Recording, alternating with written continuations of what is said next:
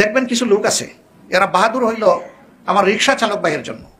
এক জায়গা থেকে আরেক জায়গায় গিয়েছে, লোকটা হয়তো তার কাছে 30 টাকার জায়গায় 40 টাকা চেয়ে বসেছে, কথা নাই বার্তা নাই, ঠাস করে একটা চড় বসাই দিল। কেন বসাই দিল? মানুষটা দুর্বল এই জন্য। তো এখন তো পারি না, আমি সিলেটে থাকা অবস্থায় মাঝে মাঝে এরকম দৃশ্য দেখলে আমি গাড়ির দরজা খুলে নেমে গিয়ে বলতাম যে আমার একটা চড় মারেন তো, দেখি সাহস করতে পারেন কিনা। পাহা করে তাকায়, বলে তোর গালে চড় মারছেন কেন? বলে যে ও তো 30 টাকার ভাড়া 40 টাকা চাইছে। আমি বলি ও কি ছুরি ধরছিল না আপনার কাছে বন্দুক ধরছিল যে দিতে হবে?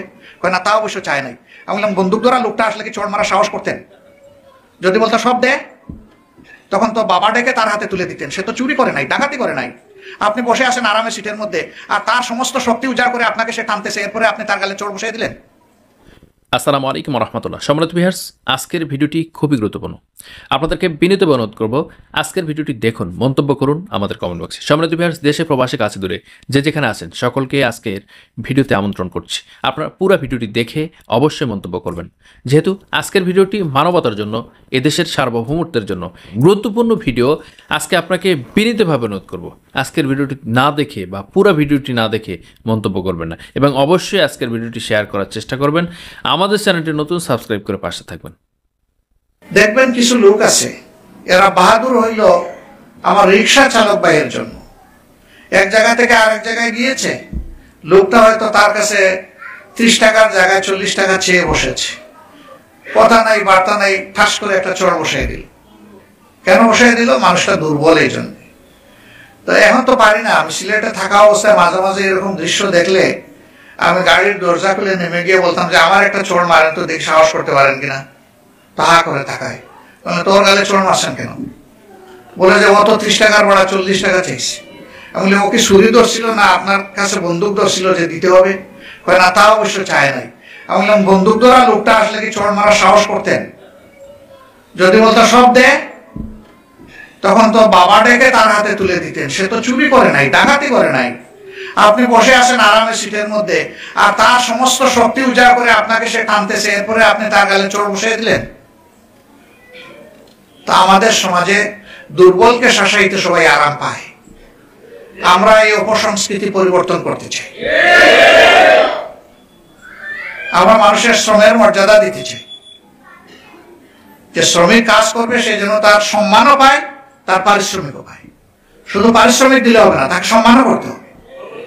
যে কাজ আমি পারি না, সেই কঠিন কাজটা সে আমাকে করে দিয়েছে, অবশ্যই তাকে আমার শ্রদ্ধা করা উচিত। পারলে তার কপালে একটা চুমু দেন, তার উপযুক্ত পাওনা দেওয়ার পরে আরেকটা চুমু দিয়ে তাকে বিদায় দেন।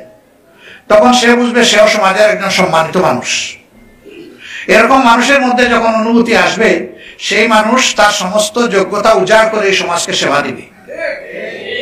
আর যখন দেখবে পদে পদে তাকে অপমান করা হয়, তখন সেও কিন্তু তার প্রতিশোধ নেওয়ার চেষ্টা করবে। যখন এই প্রতিশোধ নেওয়ার চেষ্টা করবে সমাজে, তখন আর শান্তি থাকবে না। আমরা এরকমই একটা সমাজ গড়তে চাই, এরকম একটা সমাজ চাই। আমাদের দেশে গরিবের ঘরে সন্তান জন্ম নেওয়ার পরে, জন্মের পরে তার অসুখ হয়েছে, সেই অসুখ সারানোর জন্য একটা ওষুধ তার বাবা কিনে দিবে, এই সামর্থ্য তার নাই। রাষ্ট্রকে এই দায়িত্ব নিতে হবে।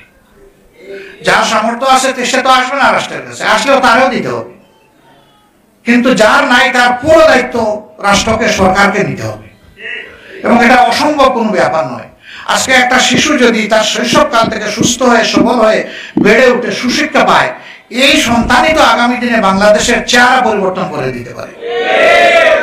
আমি প্র্যাকটিক্যালি জানি, আমি একজন ছোট্ট চিকিৎসক। আমাদের ওইদিকে চা বাগান সিলেটে বেশি, আপনারা জানেন। সিলেটের একজন চা বাগানের শ্রমিক, যাদেরকে কুলি বলা হয়, সেই শ্রমিকের একজন সন্তান, তিনি আমাদের একটু সিনিয়র, একই মেডিকেল কলেজে আমরা লেখাপড়া করেছি। বাংলাদেশে এখন এই হ্যান্ড সার্জারি, তার উপরে আর কোনো বড় সার্জন নাই। তাহলে ওই ঘরেও তো মানিক লুকাইয়া আছে। সেই মানিকের মেধার বিকাশ হলে এই লোকের এখন সার্ভিস কে পাচ্ছে? আমার মতো লোকেরা পাচ্ছে, আমার চাইতে আরো যারা বেটার পজিশনে আছে তারা পাচ্ছে, গরিব দুঃখী মানুষও পাচ্ছে। তো তার যে মেধা নষ্ট হয়ে যায় শিক্ষার অভাবে, এ দায় সরকারের। এই জন্য আমরা চাই প্রত্যেকটা শিশু জন্ম নেওয়ার পরে তার মেধা বিকাশের জন্য উপযুক্ত শিক্ষা তাকে দিতে হবে। এইভাবে একটা শিক্ষিত দক্ষ জাতি যখন গড়ে উঠবে, এই জাতি দুনিয়াকেও পরিচালনা করবে ইনশাআল্লাহ। আর এই জাতির মাথার উপর মাতব্বরি করার সাহস কারো হবে না। এখন সবাই মাতব্বরি করে কেন? ওই যে বলে না, গরিবের বউ সকলের ভাবি। ছেলেও বাড়ির পাশ দিয়ে যাইতে বলে ভাবি কেমন আছেন, বাবাও বলে ভাবি কেমন আছেন। কারণ ওই ভদ্র মহিলা নিরীহ মানুষ, প্রতিবাদ করার শক্তি তার নেই। কিন্তু যদি কোনো সম্ভ্রান্ত প্রতিষ্ঠিত পরিবারের কোন বধূকে, মেয়েকে, বোনকে, মাকে এইরকম অপমান করা হয়, সাথে সাথে আগুন জ্বলে উঠবে, উঠবে না? আমরা এই বৈষম্য চাই না। আমরা বৈষম্য চাই আমাদের মায়ের জাতিরা সর্বোচ্চ মর্যাদায় সমাজে থাকবেন। দুনিয়ায় দুইজন মাত্র মানুষ মার পেট ছাড়া জন্ম নিয়েছেন, একজন হযরতে আদম আলাইহিস সালাম আর একজন হযরতে হাওয়া আলাইহিস সালাম। আর বাকি সকলেই দুনিয়ায় এসেছেন মায়ের পেট হয়ে। সুতরাং মাকে মায়ের মর্যাদা দিতেই হবে। তিনি গরিব না তিনি ধনী এটা বড় কথা নয়, তিনি মায়ের জাতের সদস্য। এই মর্যাদা মাদেরকে দিতে হবে আমাদের। আমরা সেই মর্যাদা দিতে পারি না বলে আমরা সন্তানেরা আমরা সম্মান ভোগ করতে পারি না।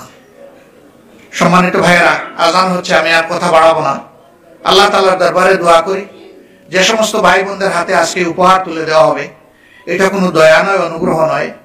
আপনাদের এই ভাইদের কাছে এটা আপনাদের পাওনা, আপনাদের হক। আল্লাহ আমাদেরকে যে সামর্থ্য দিয়েছেন, দিয়ে আল্লাহ পরীক্ষা করছেন যে আমরা আমাদের ভাই বোনদেরকে অন্তরের অনুভূতি দিয়ে বুঝি কিনা, বুঝার চেষ্টা করি কিনা। জানি না কতটুকু আমরা পেরেছি। আমাদের জন্য দোয়া করবেন, আমরা যেন পুরাটা পারি। আমরা যেন পুরাটাই মানুষকে সম্মান জানাতে পারি, পুরাটাই যেন মানুষকে ভালোবাসতে পারি। মানুষ ধনী না গরিব, শিক্ষিত না অশিক্ষিত, আমাদের কাছে এটা বিষয় নয়। মানুষ আশরাফুল মাখলুকাত, এটাই আমাদের কাছে বিষয়। এমনকি এটাও আমাদের কাছে বিষয় নয় যে তিনি কোন ধর্মের মানুষ, বরঞ্চ আমাদের কাছে বিষয় যে তিনি একজন মানুষ। আল্লাহ তাআলা ধর্মের ভিত্তিতে কাউকে রিজেক্ট দিয়ে বাসায় দেন না। রিজেক্ট সবাইকে আল্লাহ তাআলা দেন, সেই রিজেক্টের অংশ আমরা ভোগ করি সবাই মিলে।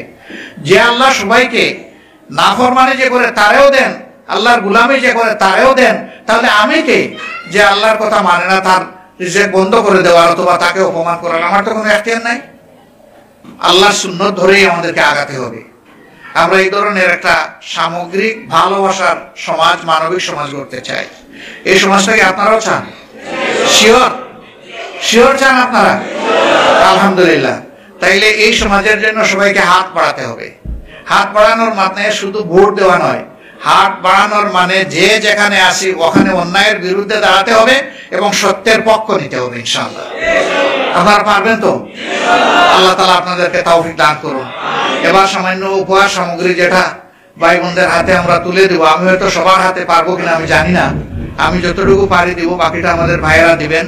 যাদের তালিকা আছে ইনশাআল্লাহ তারা সকলে পাবেন। কেউ না আসতে পারলে তার বাড়িতে আমরা ইনশাআল্লাহ পৌঁছে দেব। আমাদের জন্য খুবই ভালো হতো আপনাদেরকে সম্মান করে সবার ঘরে ঘরে যদি লুকিয়ে কেউ না দেখুক এরকম যদি পৌঁছে দিতে পারতাম, মনে বড় আনন্দ অনুভব করতাম। আজকে পারলাম না, আগামীতে যাতে পারি আপনারা আমাদের জন্য দোয়া করবেন।